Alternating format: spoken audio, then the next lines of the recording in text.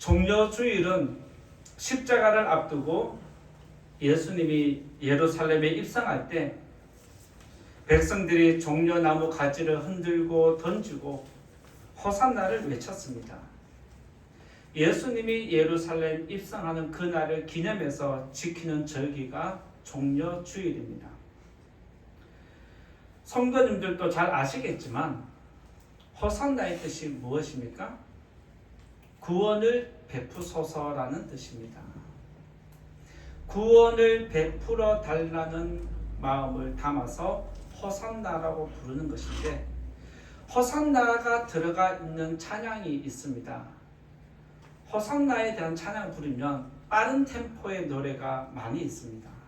왜 그러냐면 호산나는 구원을 바라면서 축제와 같은 그런 상황을 연출하기 때문에 호산나 하면 조금 기쁜 이미지, 기대하는 이미지, 소망이 담긴 그런 상황이라고 할 수 있습니다.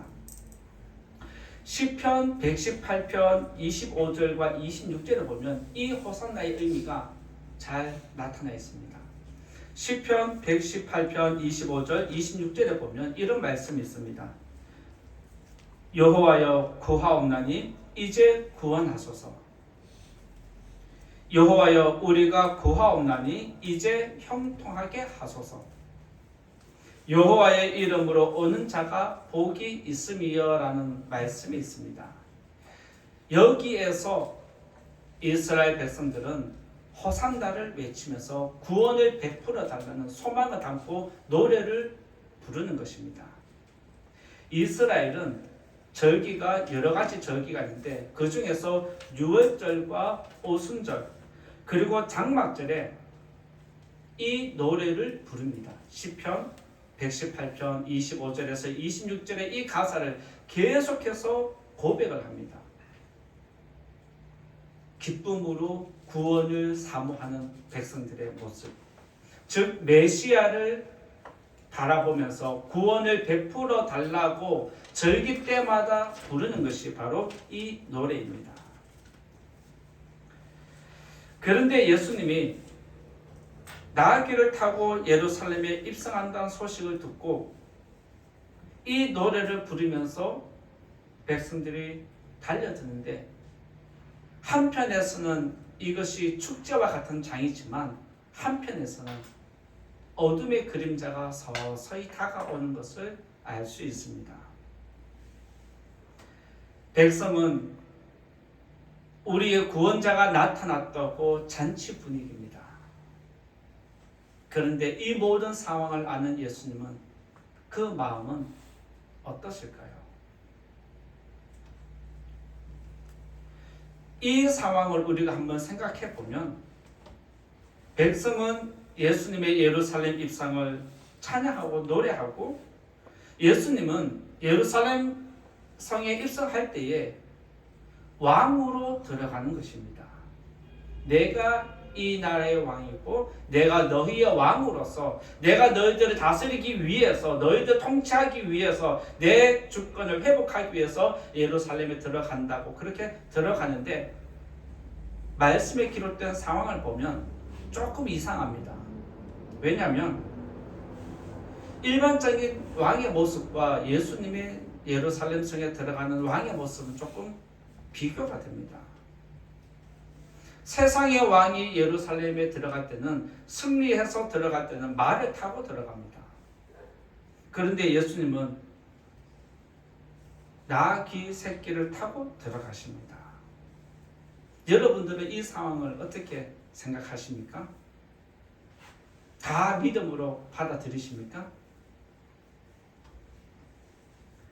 예수님은 내가 예루살렘에 들어갈 텐데 이제 내가 이스라엘의 왕으로서 입성할 텐데 내가 타고 갈 짐승이 필요해. 그래서 나귀 새끼를 가지고 오라고 제자 2명을 보냈습니다. 그러면서 예수님이 주가 쓰시겠다 그러면 그것을 보내줄 거다라고 그렇게 말씀하셨습니다. 이 말씀 보면 주가 쓰시겠다라고 말하기만 하면 상대방이 즉시 보내줄 거다라고 그렇게 알려주십니다. 여기서 즉시라는 단어가 우리에게 암시하는 바가 있습니다.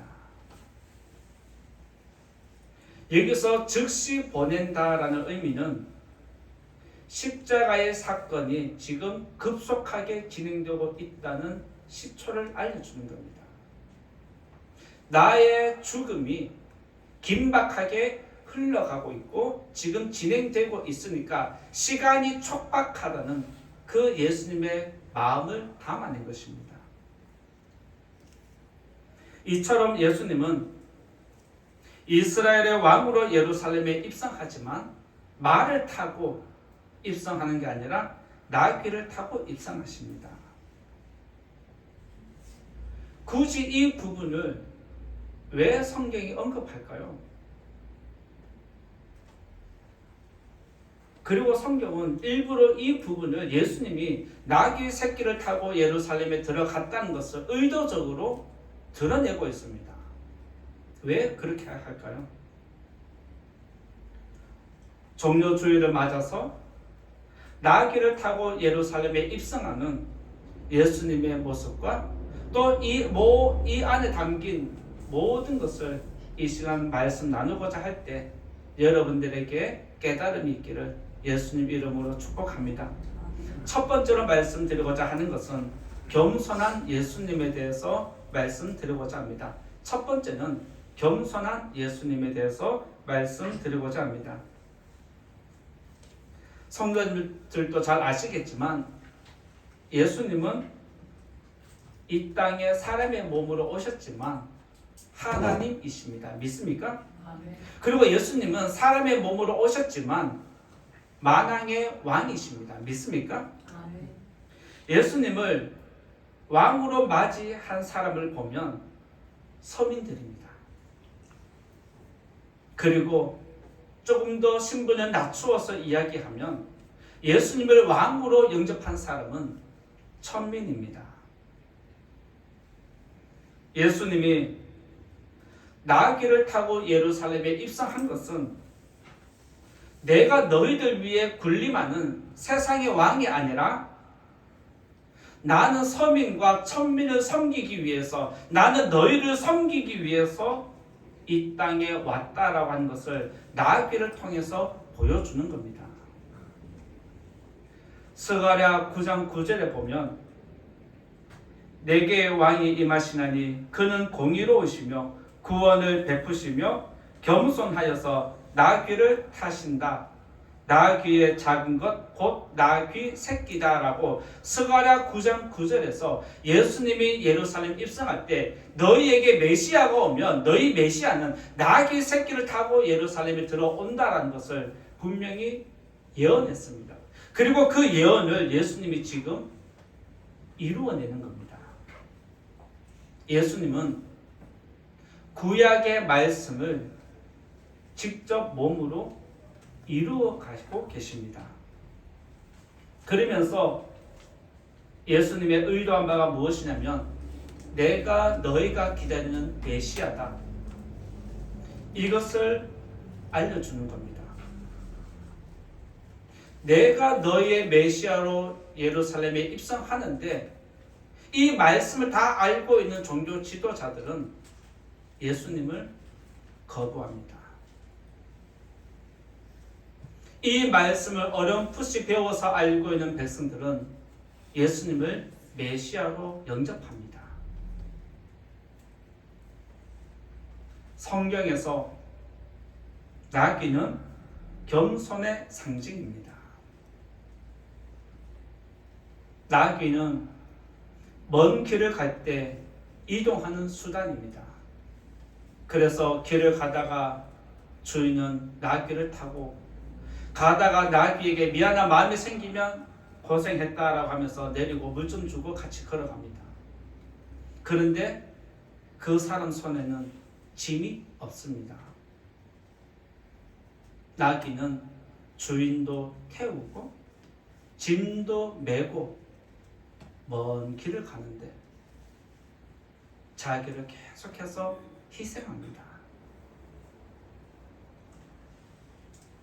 마찬가지로 예수님은 나귀처럼 우리가 져야 할 인생의 짐, 우리가 져야 할 죄의 짐, 죽음과 심판까지 다 짊어지시고 우리를 섬겨주셨습니다.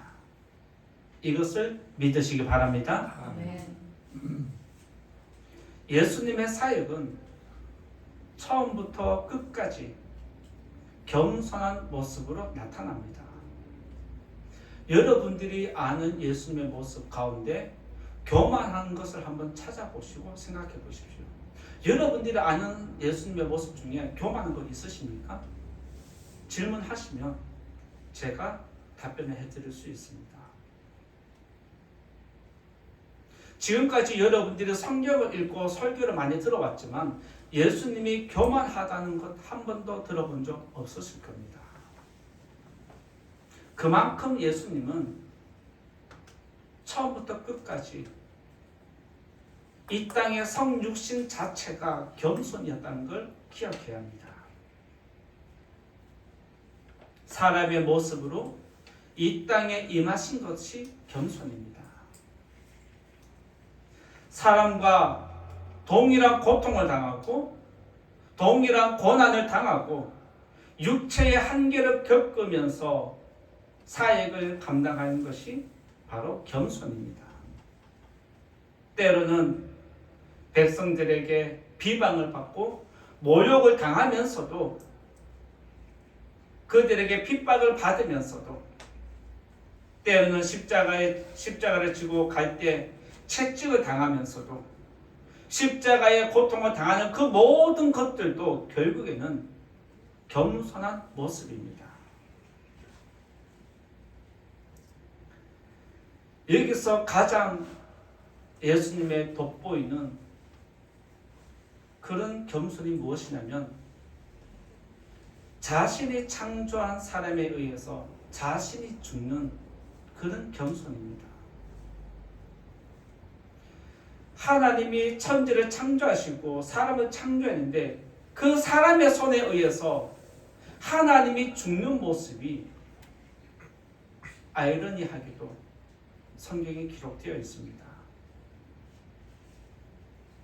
이보다 더한 겸손이 어디에 있겠습니까? 예수님께서 나귀를 타고 예루살렘에 입성하는 것도 겸손이지만 이보다 더 숭고한 겸손은 그의 백성을 위해서 죽는 것입니다. 믿으시기 바랍니다. 따라서 최고의 겸손은 저와 여러분들이 앞으로 계속해서 추구해야 할 겸손은 다른 사람을 위해서 죽는 것입니다.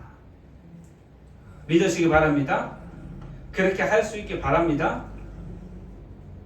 아멘은 잘 하는데 그렇게 하셔야 됩니다. 아시겠죠? 한 번 더 노력하시기를 부탁을 드립니다. 예수님을 본받아서 교회와 다른 사람을 위해서 섬길 때 성도님들의 희생과 헌신을 통해서 거룩한 영광이 일어나기를 예수님 이름으로 축원드립니다. 두 번째로 말씀드리고자 하는 것은 영광을 받으시는 예수님에 대해서 말씀드리고자 합니다.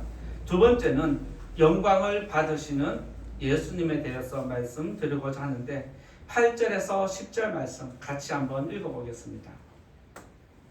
8절에서 10절 같이 읽어보겠습니다. 시작. 많은 사람들은 자기들의 겉옷을 또 다른 이들은 들에서 벤 나뭇가지를 길에 펴며 앞에서 가고 뒤에서 따르는 자들이 소리 지르되 호산나 찬송하리로다. 주의 이름으로 오시는 이여 찬송하리로다. 오는 우리 조상 다윗의 나라여 가장 높은 곳에서 호산나 하더라. 말씀에 보면 사람들이 자신의 겉옷을 예수님 앞에 펼쳐놓았고 종려 가지를 꺾은 것을 흔들기도 하고 그 앞에 펼치기도 했다라고 그렇게 기록해 놓았습니다. 여기서 사람들이 자기의 겉옷을 예수님 앞에 펼쳐놓고 예수님이 그 겉옷을 밟고 지나가기를 원한 것은 내 생명을 당신을 위해서 바치겠습니다라는 뜻이 담겨 있습니다. 우리나라 시 중에 김소월이 지은 시가 있습니다. 혹시 기억나십니까? 네. 사뿐히 지려밟고 가옵소서. 어차피 나를 갈 거라면 나를 밟고 지나가라는 겁니다. 바로 이 개념이 이스라엘 백성에게도 자기 겉옷을 피는 것은 내 생명을 당신에게 담보로 맡기겠다는, 이스라엘 백성에게 겉옷은 곧 자기 생명을 상징합니다. 그래서 예수님은 겉옷을 빼앗지 말라고 그렇게 이야기를 한 것도 그의 생명이다. 그것은 그러니까 겉옷은 반드시 저녁에 돌려줘라 라는 게 예수님의 가르침이십니다.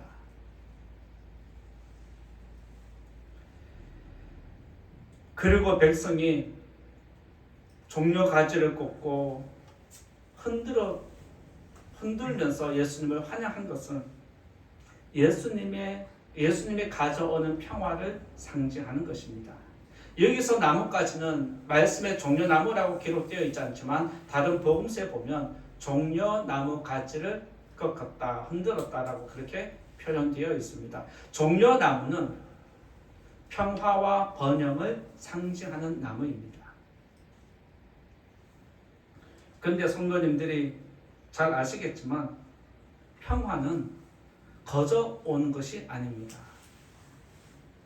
진정한 평화는 언제 오느냐? 적을 승리했을 때 평화가 오는 것입니다. 예수님에게 종려나무를 가지를 흔들며 예루살렘 입성을 환영한 것은 예수님이 사탄의 권세를 멸하고 하나님 나라를 완성한다는 의미가 여기에 담겨 있습니다. 즉 이스라엘 백성은 예수님이 로마에서 우리들을 구원해 줄 거라고 믿었지만 예수님은 그들이 바라는 나라가 아니라 내가 원하는 나라, 하나님 나라를 완성하는 것을 보여주십니다. 이스라엘 백성이 예루살렘에 입성하는 예수님을 보면서 우리를 구원해 달라고 계속해서 호산나를 외친 것은 그동안 예수님이 보여주신 초자연적인 능력이 많이 있었습니다. 그리고 예수님이 나병 환자를 고치는 것은 하나님만이 고칠 수 있는 병이다라는 것을 이스라엘 백성들은 알고 있었기 때문에 예수님이 메시아라고 확신을 가졌습니다. 그리고 예수님이 오병이어를 통해서 5,000명을 먹이고도 남음이 있을 때 그때 백성들이 무슨 생각을 했냐면 예수님을 우리의 왕으로 세우자, 이런 마음들이 통하기 시작했습니다. 그래서 이스라엘 백성은 언제든지 예수님이 나귀를 타고 예루살렘 성에 입성하는 날만 기다렸는데 마침 이 날이 그 날이었습니다. 그런데 그들이 원하는 나라가 아니라 예수님은 하나님 나라를 완성하셨습니다.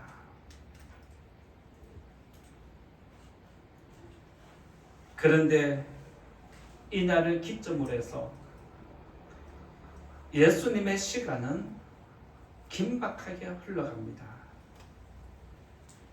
예수님은 내가 나귀를 타고 예루살렘에 들어가는 것은 얼마나 위험한 건지 잘 알고 계셨습니다. 예루살렘에서 나귀를 타고 입성하는 것은 시사하는 바가 굉장히 큰 영향력이 있는 거였습니다. 그래서 종교 지도자들도 백성들도 스가랴 9장 9절의 말씀을 익히 알고 있기 때문에 유명세를 탄 사람, 능력 있는 사람이 나귀를 타고 예루살렘에 들어오면 그가 스스로 메시아인 것을 증명하는 것입니다. 그래서 예수님도 이것이 얼마나 중대한 사건인지 이 사회에 미칠 파장을 다 알고 계셨습니다. 그럼에도 불구하고 예수님은 이 길을 거부하지 않으시고 더 적극적으로 움직이는 모습을 보여주십니다. 종려주일은 예수님께서 그의 백성을 통해서 처음이자 마지막으로 영광을 받는 유일한 날입니다. 종려주일은 예수님이 그의 백성들에게 처음이자 마지막으로 영광을 받는 날입니다. 이 날은 예수님이 자기 백성에게 메시아로 대접받은 날입니다. 그런데 안타깝게도 예수님의 고난은 여기서 시작됩니다. 마태복음 20장 28절에서 예수님은 인자가 온 것은 섬김을 받으려 함이 아니요 도리어 섬기려 하고 자기 목숨을 많은 사람의 대속물로 주려 함이다라고 스스로 말씀을 하셨습니다. 나는 영광을 받으러 온 것이 아니라 죽으러 왔고 나는 대접을 받으러 온 것이 아니라 너희를 섬기러 왔다라고 예수님이 스스로 말씀하셨습니다. 예수님께서 이 땅에 오신 목적은 저와 여러분을 위해서 십자가에서 죽는 것입니다. 예수님은 저와 여러분을 구원하기 위해서 십자가를 지고 죽음의 길을 가셨고 오늘 내가 예루살렘에 입성하는 것이 얼마나 위험한지 아시면서도 일부러 들어가셨습니다. 여기서 우리들이 한 번 더 주의해서 보고자 하는 것은 여러분들은 다른 사람 때문에 상처를 받으면 억울한 일이 생기면 힘들어지면 어떤 원망과 불평을 하십니까? 너 때문에, 저 사람 때문에 이렇게 우리들은 누구 때문에라고 그렇게 말을 합니다. 누구 때문에라는 것은 우리가 아프다는 뜻입니다. 예수님이 여러분을 위해서 십자가를 지고 가실 때 너 때문이라고 말씀하신 적 있으십니까? 너 때문에 내가 십자가를 지고 너희 때문에 내가 지금 고난을 당하고 너희 때문에 내가 억울하게 이 일을 당하고 있다 말한 적이 없습니다. 오히려 예수님은 너를 위해서 너희를 위해서 모두를 위해서 내가 이 길을 가겠다라고 직접 뛰어드셨습니다. 이 자리에 계신 성도님들, 예수님은 나 때문에 죽은 것이 아니라 나를 위해서 죽으셨습니다. 믿으시기 바랍니다. 이것이 시사하는 바가 무엇일까요? 우리는 원망과 불평이 쌓이면 고통을 야기한 사람을 향해서 너 때문이라고 우리는 화살을 쏘고 칼을 휘두릅니다. 그런데 예수님은 너 때문이라고 말씀하지 않으시고 너를 위해서 내가 스스로 이 길을 간다라고 말씀하셨습니다. 이처럼 우리는 예수님에게 사랑을 받고 은혜를 받은 백성입니다. 그에 대해서 합당한 영광을 올려드리는 것이 성도가 하나님을 예배하는 것이고 성찬을 기억하고 참여하는 것입니다. 자신의 영광을 뒤로 하고 우리를 위해서 죽음을 선택하신 예수님을 찬양하는 저와 여러분 되기를 원합니다. 종려주일을 맞이해서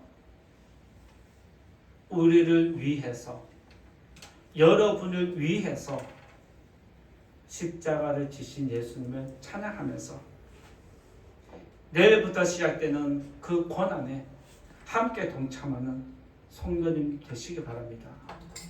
그리고 고난에 동참할 때 하나님의 영광이 함께 하시기를 예수님 이름으로 축원드립니다.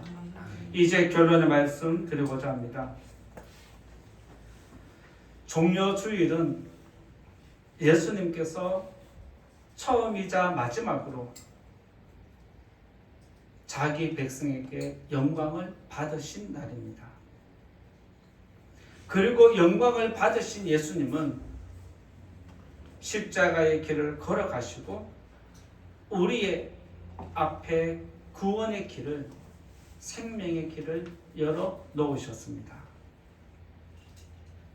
이 자리에 계신 분, 저와 여러분 모두가 구원이 필요한 사람들입니다. 오늘도 이스라엘 백성들처럼 우리에게 구원을 베풀어 달라는 그 간절한 마음을 담아서 호산나를 외치면서 하나님의 구원을 사모하는 성도님 되시고 우리의 그 간절한 마음 위에 하나님께서 꼭 구원으로 응답해 주시기를 예수님 이름으로 축원드립니다. 말씀 생각하면서 같이 기도하겠습니다. 하나님,